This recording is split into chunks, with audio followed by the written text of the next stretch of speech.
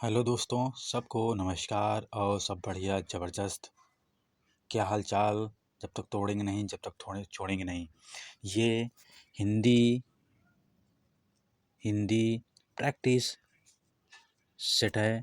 इसमें मैं पहले बोल चुका हूँ कि क्वेश्चन कम रहते हैं, लेकिन तुम्हारे जो पेपर में आते हैं, यूपीपी हो चाहे यूपीएसआई हो या लेखपाल या पिट हो, तो उसमें ये कामगर क्वेश्चन रहेंगे। चलिए ठीक है, स्क्रीन पर पहला क्वेश्चन आता हुआ, आंसू का बहुवचन क्या होगा? पहली बात तो आंसू, इसके ऊपर आ ऐसे चंद्रबिंदी रहेगी। आंसू का बहुवचन पूछ रहा है तो क्वेश्चन में, तो आंसू का बहुवचन हो जाएगा, आंसू का बहुवचन हो जाएगा आंसू ही होता है। क्योंकि क्यों होता है? कुछ नित्य बहुवचन होते हैं। पहली बात तो जो वचन है एक वचन होता है और बहुवचन होते हैं। हिंदी में दो ही वचन होते हैं, एक वचन और दो वचन, बहुवचन। लेकिन जो संस्कृत है, तो संस्कृत में दो द्विवचन भी होता है। उसमें जो वचन है उसमें तीन हो जाते हैं संस्कृत में, लेकिन हिंदी में दो ही वचन होते हैं, एक वचन और बहुवचन होता है। तो इसमें कुछ नित्य होते हैं, नित्य बहुवचन होते हैं, जैसे एक वचन भी होता है बहुवचन भी होते हैं। तो नित्य में क्या होता है, मतलब होता है कि वही चीज़ वही रहेगा। जैसे आंसू है, आंसू का बहुवचन आंसू ही होता है। दर्शन, दर्शन। हस्ताक्षर, होश, आंसू, हस्ताक्षर, होश, दर्शन। और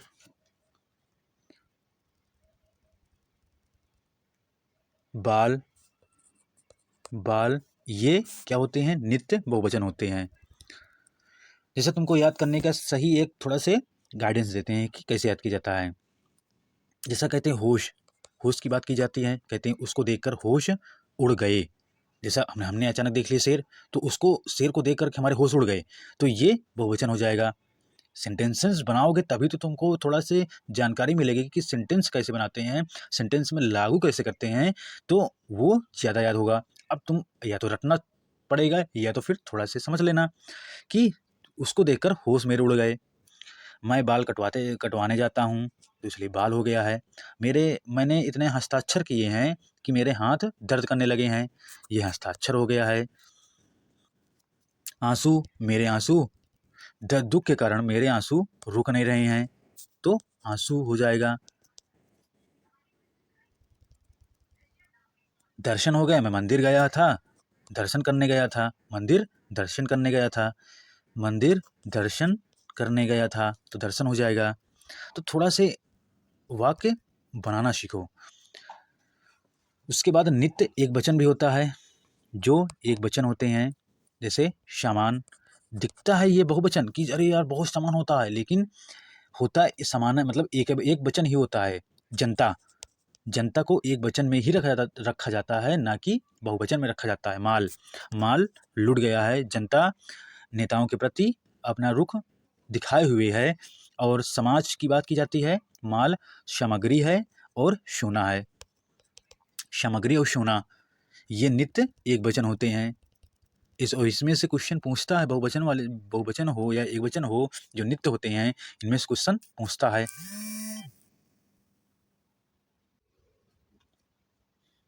अगला क्वेश्चन स्क्रीन में आते हुए, सर्वनाम मैं शब्द में जो मैं शब्द है वो उसका सर्वनाम क्या होगा? सर्वनाम की बात की जाती है, सबका नाम। सर्वनाम इसमें 6 प्रकार भी होते हैं और 13 प्रकार होता है, लेकिन जो 6 भेद होते हैं वो उसके पार्ट होते हैं। उसके पार्ट कौन कौन से होते हैं?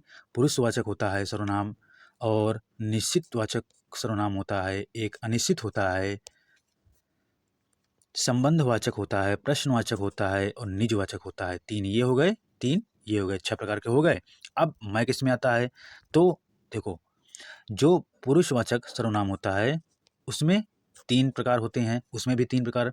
उत्तम पुरुष होता है, मध्यम पुरुष होता है और अन्य पुरुष होता है। तो याद करने का सही तरीका क्या होता है? मैं उत्तम, तुम मध्यम, अन्य या वह अन्य में आते हैं।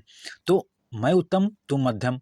तुम अगर दो तीन बार कहोगे, बार बोलोगे मैं उत्तम तुम मध्यम, तो याद हो जाएगा मैं उत्तम तुम मध्यम। तुम मतलब आप भी आता उसमें, मैं, हम आते हैं, तो इसलिए इसका आंसर जो ये क्वेश्चन है, मैं उत्तम तुम मध्यम, अगर इसमें तुम होता तो मध्यम पुरुष में हो जाता, अन्न वाले में यह वह होता, तो इसका आंसर क्या हो जाएगा, बी नंबर सही हो जाएगा। मुहावरे हैं, मुहावरा है सब्ज बाग दिखाना। आपको ये मालूम होगा मुहावरा हो चाहे वाक्यांश के लिए एक शब्द हो, और ये कुछ चैप्टर जो पेपर बनाने वाले होते हैं तो उनके लिए ये फ्री होता है, इसमें से क्वेश्चन ज़रूर डालते हैं, और इसीलिए क्वेश्चन रखे गए हैं कि इसमें थोड़ा से सोचो, फिर उसके बाद आंसर दो, टिक मार के निकलना नहीं है। मैं तो बता रहा हूँ बार बार कि टिक नहीं मारना है कि निकल जाओगे, इसमें सबसे भाग दिखाना है तो बड़ी बड़ी आसान दिलाना होता है, बस टिक मारे निकल गए, नहीं। इसमें थोड़ा सोचो कि पहला ऑप्शन क्या होगा, प्रभुत्व जमाना क्या होता है, प्रभुत्व जमाना क्या होता है, सिक्का जमाना, जिसका सिक्का जम गया है उसका प्रभुत्व जमा है। समाप्ति पर आना क्या होता है, सुबह का चिराग होना, सुबह का चिराग होना, समाप्ति की ओर आना। लज्जित होना, सैकड़ों घड़े पानी पड़ना, सैकड़ों घड़े पानी पड़ना, लज्जित होना। बार बार कहता हूँ, स्क्रीन पर स्पष्ट नहीं दिखाई देगा, लेकिन जो मैं बोल रहा हूँ उसको ध्यान से सुनिएगा। तो लज्जित होना, सैकड़ों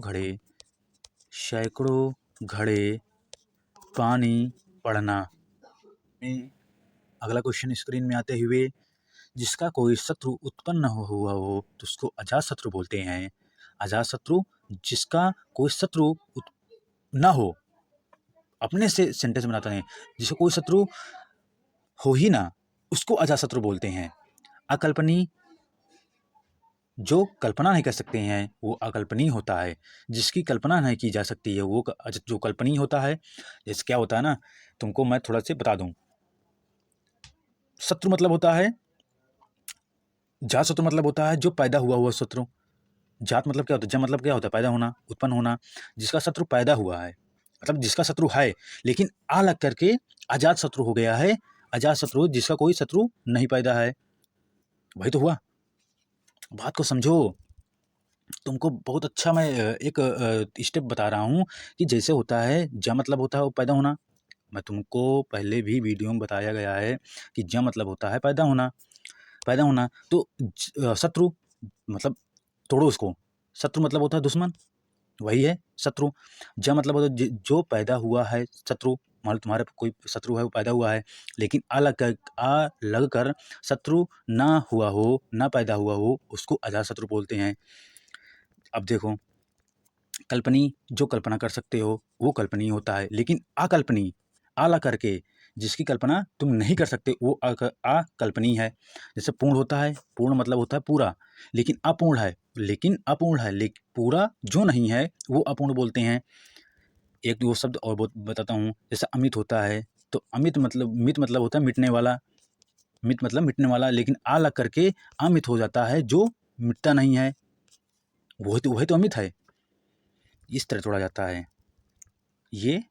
इसका आंसर क्या हो जाएगा, अजात शत्रु। अंगीकार का विलोम शब्द क्या हो जाएगा, अंगीकार का विलोम शब्द हो जाएगा अस्वीकार हो जाएगा। ठीक, ये तो हो गया, तुम्हारा क्वेश्चन का आंसर हो गया है। अब आते हैं अग का।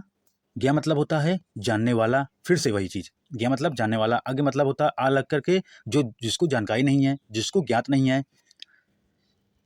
थोड़ा से शब्द मालूम होना चाहिए कि ज्ञ मतलब जानकारी होता है, ज्ञ मतलब पैदा होने वाला, दा मतलब देने वाला। तो इस तरह ये थोड़ा सिंपल और सरल हो जाता है। तो आगे मतलब होता है जिसको जानकारी नहीं है, इसका विज्ञ मतलब होता है विशेष जानकारी रखने वाला। देखो, अग का विलोम शब्द हो जाएगा विज्ञ। क्यों, अग मतलब ज्ञ मतलब जानकारी, लेकिन जिसको जानकारी नहीं वो अज्ञ है, जो विशेष रूप से जानता है वो विज्ञ है। अतिवृष्टि अनावृष्टि होता है, अति वृष्टि मतलब क्या होता है, वर्षा। अति मतलब होता है बहुत ज्यादा वर्षा। अनावृष्टि मतलब होता है, वृष्टि मतलब वर्षा होता है, अना मतलब होता है बहुत कम वर्षा, इसलिए अनावृष्टि, अतिवृष्टि। ठीक, और इसका आंसर क्या हो जाएगा तुम्हारा, अंगीकार का अस्वीकार, जो स्वीकार नहीं करता है। अंगीकार मतलब एक मतलब उसका आकार, जो आकार देता है, अंगीकार, ठीक है ना, वो स्वीकार नहीं करता है। इसका विलोम शब्द ए नंबर हो जाएगा।